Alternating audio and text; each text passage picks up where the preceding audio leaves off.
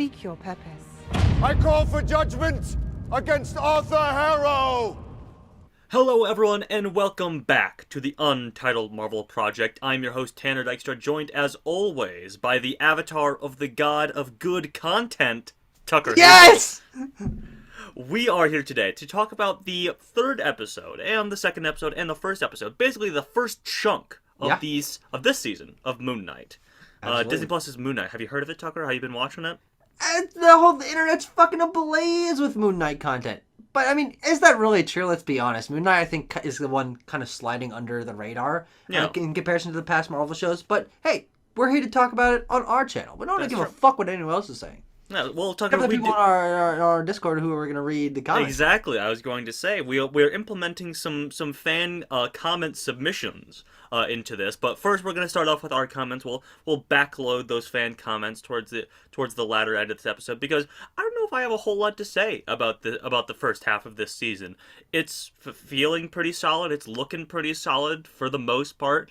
As we talked about in our episode 1 discussion, the CGI was a bit wonky in that first episode, a little bit underdone, underbaked, but it's gotten better in the subsequent episodes. I have some issues with the action and editing in this third episode, but by and large, story-wise, I'm liking it.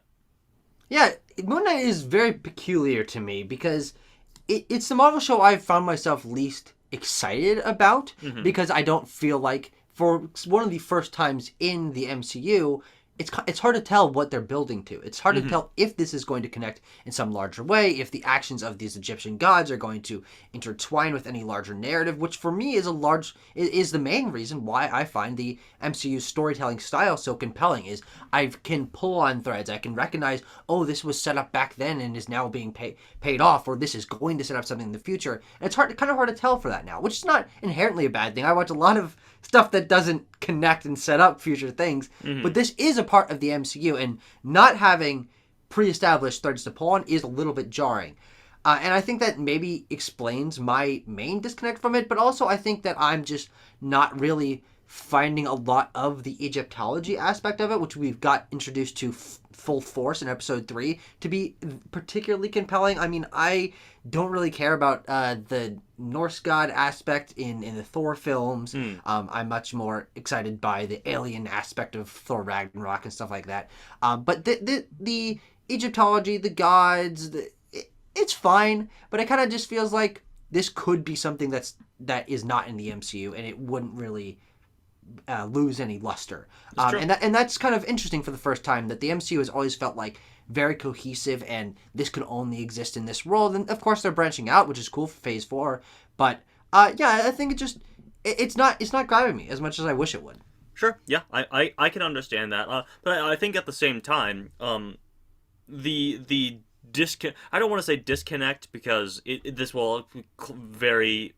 I'm going to assume I'll put dollars to donuts, Tucker, that this is going to connect to the larger MCU somehow. Absolutely. Yeah, of course, these are only mid-season impressions. Yes. We have presumably episodes 5 and 6 where shit gets real crazy, because they haven't even shown those to critics yet. Yeah. Which is of course probably where my problem will be resolved. Yes. And in retrospect, I'll enjoy the other episodes more. But as of now, that's currently where I sit. Sure. Yeah. And but what I was going to say was that I think that sort of present disconnect is something that some people are liking about the show. Yeah, of course. That it's a character that we haven't seen before. They're not talking about like the events of Endgame or the blip or anything like that. This is largely a new characters in a brand new branch of the MCU we have not explored yet.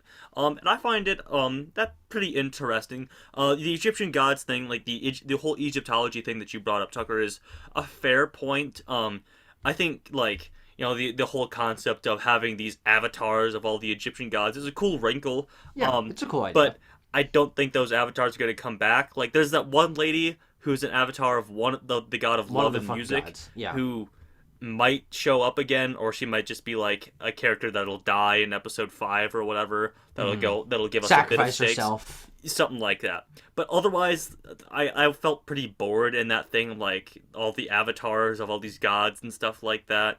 But but that's a pretty small aspect because I do find myself pretty engaged by Oscar Isaac. I think he's doing a great job in these roles of Stephen Grant and Mark Spector. Yeah, I absolutely. love the interplay that they've given these two characters in that they talk to each other in these reflections and they're taking over for one another. Like in this third episode, Mark Spector's in the middle of beating up some dudes. Basically Stephen Grant takes over and he's in a cab on the way to the airport because he's Yeah. leaving. And then Mark Spector takes over again, and I think it's all pretty engaging, and it solves an issue that I thought might have been present about Okay. how we get Stephen Grant heavy episodes, episode 1 and 2. Yeah. He For is the our most main part. character. Yeah. And then they drop him when Mark Spector takes over and Khonshu transports them to Egypt at the end of episode 2. I was Yeah. sort of worried that, are they going to drop this Stephen Grant? Because, he's sort of a character that's going to have an arc of sorts. But I stand corrected in some ways. It seems that Mark Spector is going to have an arc as well. He's wanting to protect Layla in a lot of ways because he knows that if he dies or gives up the avatar of Khonshu, that Khonshu's going to go to her next, and that Yeah. lead to harm in her to her. And I find that all pretty engaging, and the relationship that Layla has with Mark Spector / Stephen Grant, where Yeah. she's married to one the of them. dynamic and- to the three of them is actually very compelling. Yeah. Yes, yeah, I agree. So all that character stuff, that storytelling stuff of and then you have Arthur Harrow, Ethan Hawke in the mix, where he's, we find out about his goals, and he's manipulating these gods and being like, you guys hate Khonshu, and Mark Spector and Stephen Grant, they don't even know what their name is. Okay, listen to me. I'm the even-headed Arthur Harrow. You can trust me. I'm not trying to dig up Amit's tomb or anything like that. Why would I do that? Yeah, I think it's all pretty good. I agree with you for the most part. I think that everything that we're set up to with all these characters that you're mentioning, I mean, the main four of Layla, Mark, Steven, and Arthur Harrow, I'm enjoying all of their aspects. I think when episode 3 introduces the sort of more adventure aspect of them going around Cairo and trying to get information out of people, but then that was ultimately kind of useless. Then Layla just kind of knew where to go. And of course the trial of Khonshu and all of that. Yeah. That was stuff I was like, okay, not really feeling this. The avatars of the gods are just people. It's not particularly visually interesting to see they're just them. kind of It's normal people. yeah, they're just normal people, and also the omnipotent power and crazy scale power history of these gods has not been quite felt to me yet. Well, yeah, that's an issue I had. Is so Khonshu's hey, listen, Arthur Harrow's trying to dig up Amit and release her onto the world and kill basically anybody who's ever done anything wrong ever, or who's going to do anything wrong in the future as well. And the gods are like, no, that's crazy. Who would do that? I'm like, aren't you omnipotent gods who know everything? How do you not know this? Even if it's not just that, even if they are, maybe that's the exaggeration that humanity's religions has placed onto these beings. Of course, the Norse gods and the Thor movies are still They're human, removed, quote unquote. Yeah. They have personalities. They have conflicts and stuff that on a religious level on Earth we didn't see. And I assume that also applies to these characters, but also these gods.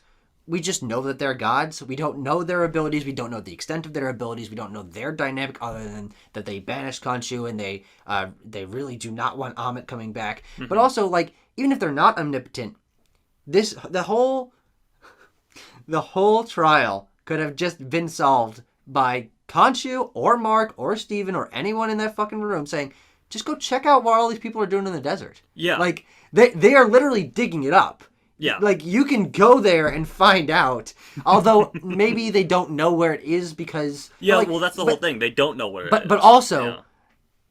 Arthur says, no, I'm just here to check out the sands or whatever. If that's a crime, then fucking there's a world of sinners.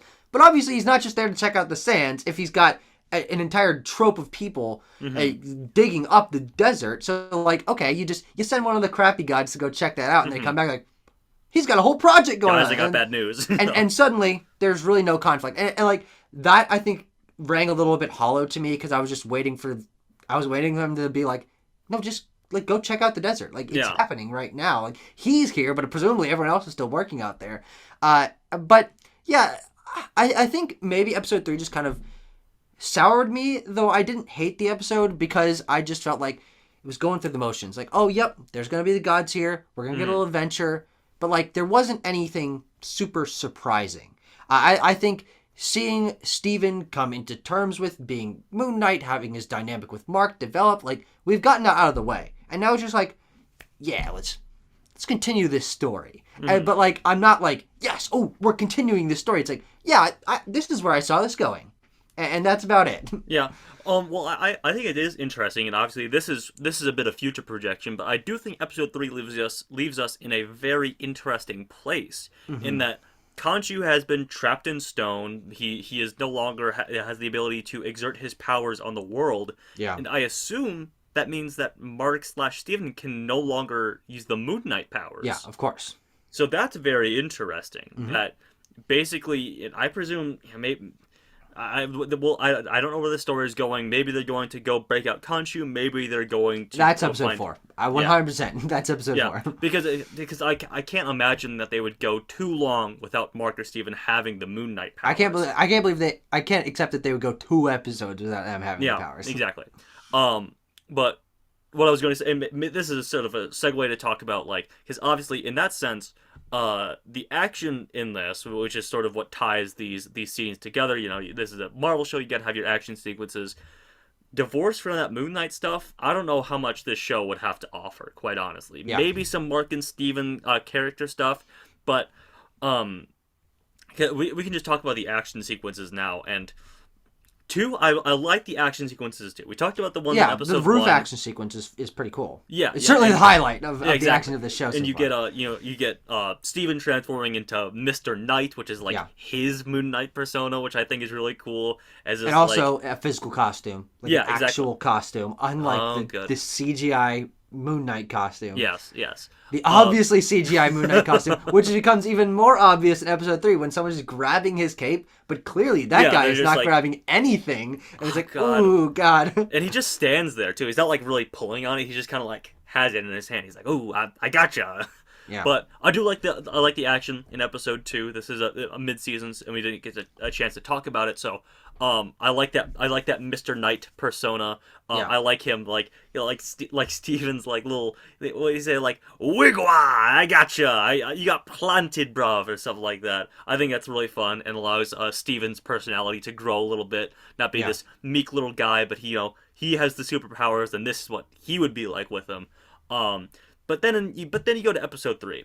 And it's Moon Knight versus a bunch of mercenary guys. Mercenary guys, some of which have guns and some of which have, like, really long wooden spears. Yep, they have spears. Well, I think the spears were taken from the guy with the horse spear training game, some fucking Egyptian thing that we're not familiar with. Exactly.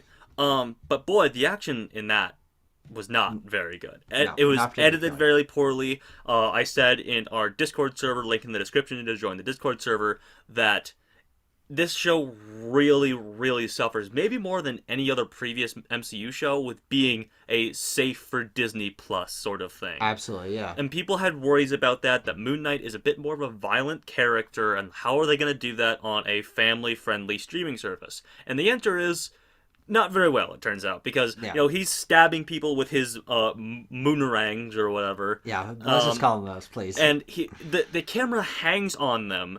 The camera hangs on those stabbings for like a second, like a bonus, like half a second. You're like, okay, this is clearly supposed to signify like being more violent, but there's no blood, so it feels weightless and empty. And the CGI costume is also an element of that. Like, he's just jumping and leaping around, and like, does he have super strength and super agility to some extent? It's hard to tell. Yeah. Yeah, and I think that's kind of why I'm not loving Moon Knight as a character, as a superhero. Right. I'm enjoying Mark as a mercenary. I'm enjoying Steven as the fish out of water guy. I'm enjoying Layla because not only is her dynamic with the two of them very interesting, but also I find her very attractive. So that certainly helps. But Moon Knight is just this animated action guy who does punching and jumping, and like really the only moments that feel like, oh, this is Moon Knight is when he does a little bit of a glide, and his cape does that, and I'm like, that's a cool. That's like I'd pause that and screenshot that,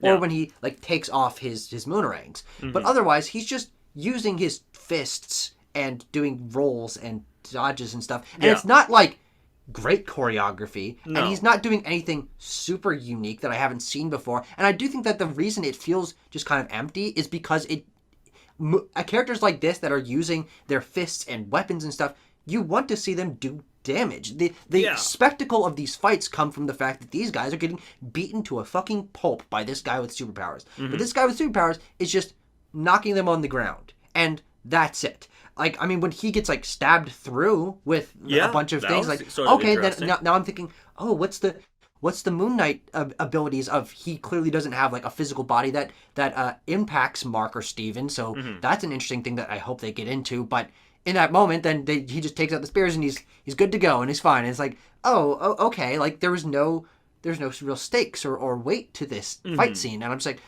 like, I'm really interested to see how they end up turning this around and making him a more dynamic and visually pleasing character, because people give the MCU a lot of crap for its characters just shooting a bunch of lasers and doing a bunch of stuff, but like you can blow an alien up with a laser, and that is a visual spectacle that you can't see anywhere else. That's why it's a superhero film.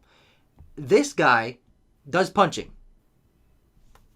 Like, Yeah, I feel like it feels out of place for Yeah. what should be a I can't wait to get this action sequence. There's no bravado to it. Right, I totally agree, Tucker, and because the whole appeal of the Moon Knight appearance is that, you know, he's clad in all white, which is a moon, like a Khonshu thing, you know, moon colors, like a pale white sort of thing, but also like he's crazy. He doesn't care if people see him coming because he's so dangerous. Yeah. And you know he gets done beating up a room full of mercenaries, and his fists are covered in blood. And he's got blood splattered stuff all over him. But All like, over the white, yeah. you can't do that in. Well, not only can on you Disney not Plus. do that with the blood visually, but Yeah. this version of Moon Knight as a character is not that crazy. No. Because he has, for the most part, Mark or Steven's voice and personality, like, ambulating that character. So, like, he's not going out there and Steven's brain turns off and suddenly... Well, I guess in the first one he wakes up and he's bloody and stuff, but, like, we don't get to see that. Yeah. So, like, there's a disconnect between how violent is Moon Knight or Mark Spector as Moon Knight, or if Moon Knight is its own version of a personality. Like, it's a little bit strange how they're laying this bricks. And it is interesting, or it is strange, I think I should say, because at the beginning of episode 3, there is also that sort of moment where Mark is in control. He's beating up those 3 guys on the roof, and then he blacks out, and he's covered in blood, and it's Mark again. Yeah. And Steven didn't do that. So maybe there is a future reveal, and we're mistaken here. Maybe we're preempting it a little bit, but maybe there is a third Moon Knight, like straight up just murderous persona that is involved in I this. assume there is. Yeah. But it'll be very interesting to see how they handle that from exactly. a combat perspective, because he's doing some brutal stuff in this, but you don't see the effects of that brutality. Right. And you know, maybe it'd be a gigabrain move if they were just like, oh, everyone's going to think that this action sucks, but it's actually because it's only Mark or Steven in charge. When we get the real Khonshu Moon Knight in charge, it's going to be fucked up. But I think the just reason don't believe that, you know. The reason that I think that could be the case if we get a reveal and there is some more compelling action down the road. The reason I don't find that to be a satisfactory answer is because I find Steven as Mr. Knight and showing his personality and using his combat to be fun. It's really Mark as Moon Knight that I find not compelling. He's just a mercenary guy using fists and moonerangs. Mm-hmm. Like, and the CGI costume doesn't help. Yeah, exactly. So, but I guess I was trying to think of anything else that I wanted to talk about here. I mean, I don't know. Like I said, I find the story really interesting, and I find it, you know, a little bit difficult to talk about halfway through it. I guess we can throw out some wild predictions. I'm gonna say that we get either a Werewolf by Night at the end of the series, or if I'm gonna do a bigger swing, we get Blade. We get an on-screen appearance from Mahershala Ali as Blade, really opening up that supernatural side of the MCU, bringing in, forming this. If Blade is like the Nick Fury for like the Midnight Suns of Marvel, 'cause, you know, at the end of Eternals, we got the hit thing with him, with Kit Harington, Black Knight. I'd love if that was like a sort of thing that they were going to go down. it's interesting that you say all this. Yeah. Because I honestly have not really been thinking about where this is going to land. I mean, I'm just trying my best to get engrossed in the world that they're setting up and separate it from the MCU side of my head. Of course, I'm finding that kind of difficult. But I'm more excited now just thinking about the possibility of connecting it. Is what they can do pretty easily, and I think most logically, is have Black Knight show up. Because guess what? He lives in fucking London. And guess what? He works in historical, artifacty kind of deal. I think that God damn it, what's Kit Harington's character's name? Dane Whitman. Yeah, Dane Whitman. God, I can't believe I forgot that. Dane Whitman and Stephen Grant would be friends. They would absolutely be friends. And I do think that, maybe if it's not a moment that's like a huge reveal, but like having Dane Whitman show up in the museum that he's working at, Tucker, or some sort of thing. You boy genius, because they both work in museums. That's right. Yeah, they absolutely do. Yeah. And they both live in fucking London. Yeah, so. yeah. I didn't even consider that, but that is way more likely. I'm going to say, number one most likely, we get Dane Whitman, Kit Harington showing up. Sure. And maybe Blade is with him since he recruited him. We'll see. We'll see. Yeah, it could be the pair of them. Yeah. But honestly, thinking about it, like having a full-on werewolf show up at the end of this would be pretty crazy. So I think they might want to wait until. Is that this year? Is Werewolf by Night this year? Mm-hmm. So it's a Halloween special, buddy. Damn. All right. Well, very cool. Very, very neat. Tucker, did you have anything else about these first 3 episodes of Moon Knight that you wanted to bring up? I just want to end by saying, a lot of my issues I think will be resolved. With episode 5 and 6 presumably being a little bit crazier, tying into future MCU things, I think this is just kind of a lull for me. And I'm very much used to, with large franchise series, which I'm quite a fan of a number of them, having a few that I'm not a huge fan of, and then having them be recontextualized by future content that makes me appreciate them more. It happens with a lot of MCU movies. It happened with some of the Fast and Furious movies. Certainly happened with the Saw series. Like, having a series that builds upon itself and strengthens it all from the bottom up, I think is really exciting, and I think that it's possible that it'll happen here. But I actually quite liked episode 2. I think it's my favorite out of all 3 of them so far. Me too. But then episode 3 just kind of, as I said, felt like it was going through the motions. It's like, this is just some Indiana Jonesy, like, going through history and finding clues stuff and mercenaries. And like, okay, that's fine. And I'm not particularly compelled by the god stuff, but tying it together, seeing what the gods' real purpose is, seeing what the extent of their powers are, seeing how that ties into the larger universe.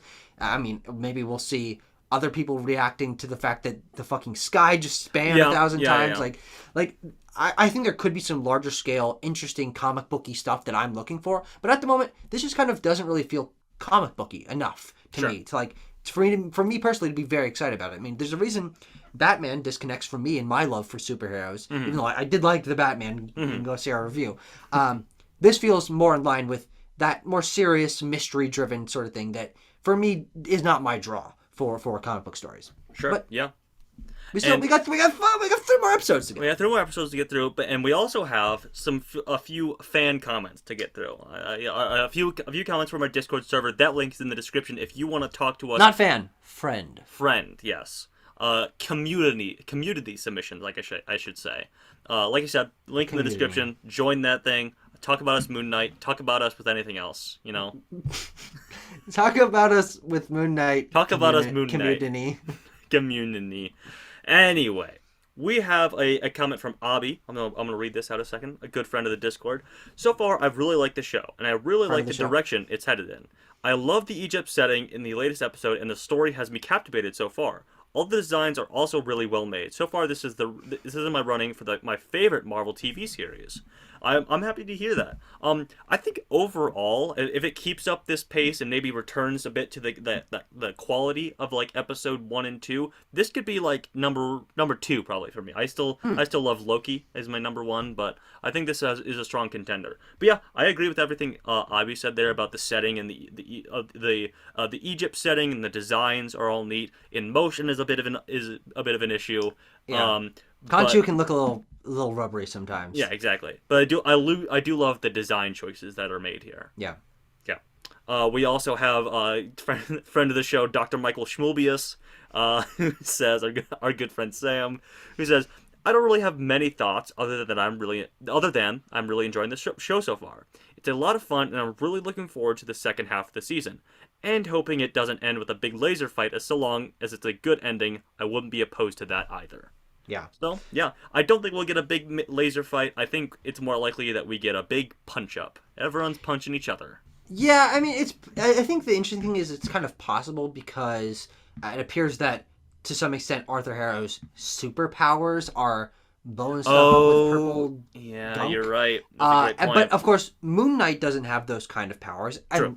Unless he gets his fucking moon staff or Moon whatever. Like, rays. I don't even know. But, like, it's interesting to think that, like, I can't foresee what this final climactic battle that will inevitably happen is going to be. But also, sometimes that doesn't happen. Loki did not have a big final epic battle. So that's why Loki's my favorite. Why Loki's my favorite. But we don't have a lot of other comments. You know, I think Tucker might have a point about, you know, people maybe not being as invested in this Moon Knight series. Yeah, I mean, it's hard to tell at the moment. Or I mean, I guess it's not hard to tell because like my gut reaction to someone saying, "Is Moon Knight as popular as WandaVision?" Certainly not. As Loki? Certainly not. As fucking Mercer? Certainly not. Hawkeye? Maybe on par, but I feel like people were talking a lot more about the possibility of Kingpin and Echo and introducing Kate Bishop and all that.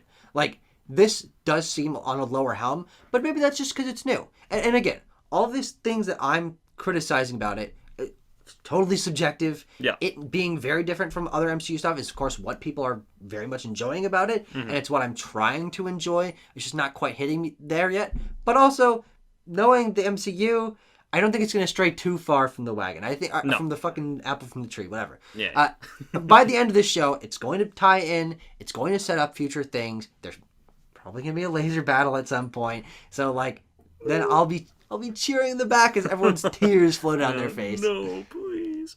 But yeah, I mean, and you know, the Tucker, they're certainly going to keep their claws dug into Oscar Isaac. So and that's something that a lot of people are liking about the series, and I'm liking as well. Absolutely. Oscar Isaac, if you're watching this, I know you're a fan. Come on the show. We'd love to have you. We'd love to have you, Oscar. Hey, Oski. Hey, Oski. But yeah, of course, we'll be back at the end of Moon Knight to give our sort of series wrap-up review and thoughts. Hopefully. And ranking. Hopefully, our good friend Abram Buner, who we have to fend off with a stick until our series review. You know, he's begging to be on these videos. We're like, no, Abram, we have to keep the consistency up. We can only let you on at the series wrap up. Okay? Absolutely. Yeah, absolutely. Maybe you can convince him. Maybe you can convince Abram to come on these videos. But he prefers to binge it. So who's to say? But anyway. We'll be back at the end of the series to talk about Moon Knight. We'll be going back on our MCU in review. Again, the first time to ever do it. We'll be getting back on that wagon that's in the apple tree, as Tucker alluded to. Yeah. We'll be getting back on that soon. And I'd like you to subscribe to Backlog Banter for all that content and much, much more. Thanks for watching, everyone. We'll see you next time.